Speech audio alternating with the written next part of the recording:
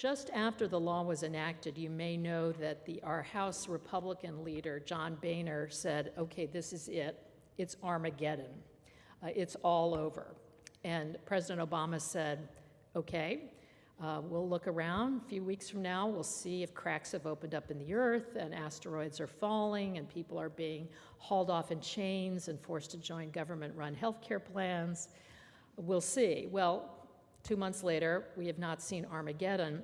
We are, I think, arguably going to see something close to Implemageddon because it is going to be very difficult to execute many of these pieces. Not impossible, but difficult. For example, much of the legislation doesn't take effect really till 2014. So some temporary programs were put in place. One is a temporary so-called high-risk pool for Americans who have difficulty getting insurance in the current market because they have pre-existing health conditions. So a $5 billion federal pool was set up to basically tide those folks over, and the states were asked whether they wanted to set up their individual pools for these folks of coverage or whether they wanted to let the federal government come into the state and set up a pool. Well, we now understand that of the large need, remember 46 million people in the country uninsured, a good percentage of those being this affected population, this chronically ill population that can't get coverage. This $5 billion pool will probably allow us to expand coverage to a couple 100,000 people, no more than that. So right away we see the conflict between the money that we're willing to expend in the short run and the expectations that people will have about getting coverage soon. 2014, all of this kicks in, the subsidies kick in, the exchanges are up and running, but between now and then, I think we're going to find a lot of difficulty putting in place even the small pieces of change before we get to the really big pieces of change. On the other hand, there is also huge transformational potential in the legislation that I think is not even commonly understood in the United States. Under the law, there are several hundred provisions that begin with the phrase, "the Secretary shall," meaning our Secretary of Health and Human Services. And actually, under the legislation, the Secretary is empowered to launch an entire range of experiments in how to deliver and pay for health care that could result in some very dramatic change. The Secretary has the authority to set up pilot projects around something called the patient-centered medical home, which we've written a lot about in Health Affairs. What is it at its essence? At its essence, it's really the notion of taking a chronically ill population and doing your dead level best to manage their health care so they stay as healthy as possible and stay out of the hospital. And when we look at some of the entities in the United States that have set up the medical home, for example, the Geisinger Health System in Pennsylvania, what have they managed to do by putting in place a medical home? The key feature of which in their construct really is a nurse in every physician's practice whose job is to be the 24/7 concierge for the 75-year-old woman with 4 chronic conditions who in normal circumstances would maybe have congestive heart failure, not be managing her diet or her medication particularly well, end up gaining a lot of weight, end up with shortness of breath, go down to the local hospital on a Friday night, get admitted to the hospital over the weekend because she is in this state. You know, keeping that from happening just has enormous potential to save money in our system, but it requires this coordinated approach and this notion of a nurse as your sort of 24/7 concierge to keep you out of there.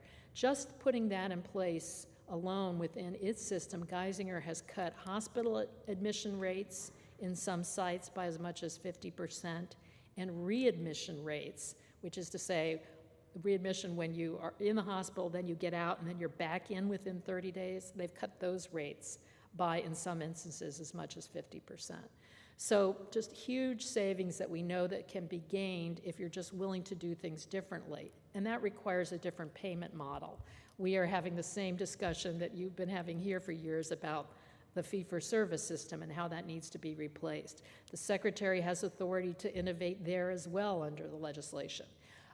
She has the authority to create tests around something known as accountable care organizations, another phrase you will be hearing a lot about, those of you who follow health policy in the U.S.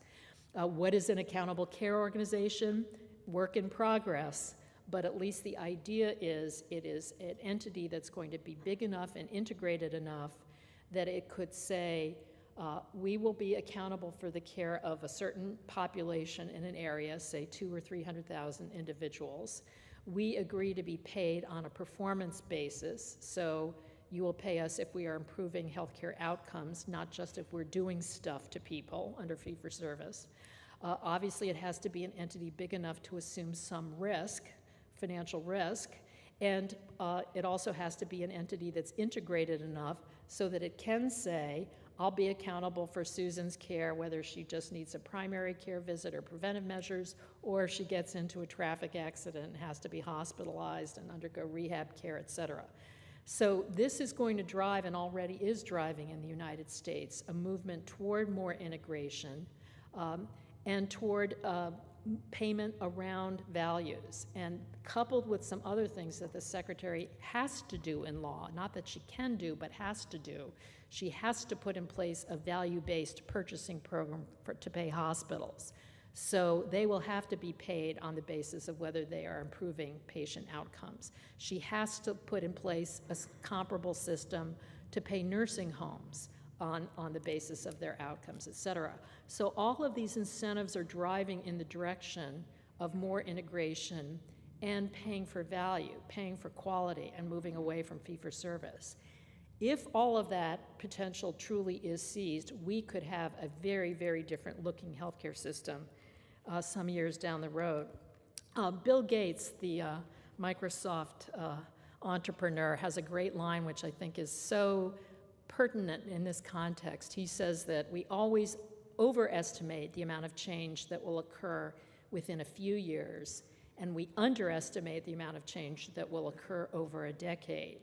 I think that same thing is going to be true of U.S. healthcare reform. I think we'll see some changes over the next few years, but a decade from now, if all of these experiments take root, we will see a very, very different U.S. healthcare system, and again, one much more oriented toward value and toward performance. And there are dozens of entities now lining up in the United States to seize the opportunity to do this. Just to mention a few that have already declared that they want to become accountable care organizations. The Billings Clinic in Montana, Dartmouth-Hitchcock Clinic, the Geisinger system, as I mentioned, the Marshfield Clinic in Wisconsin, Park Nicollet in Minneapolis. These are our best actors that we have already, and they are raring to go. So, as I say, I think if all of this comes about, we will see a great deal of change.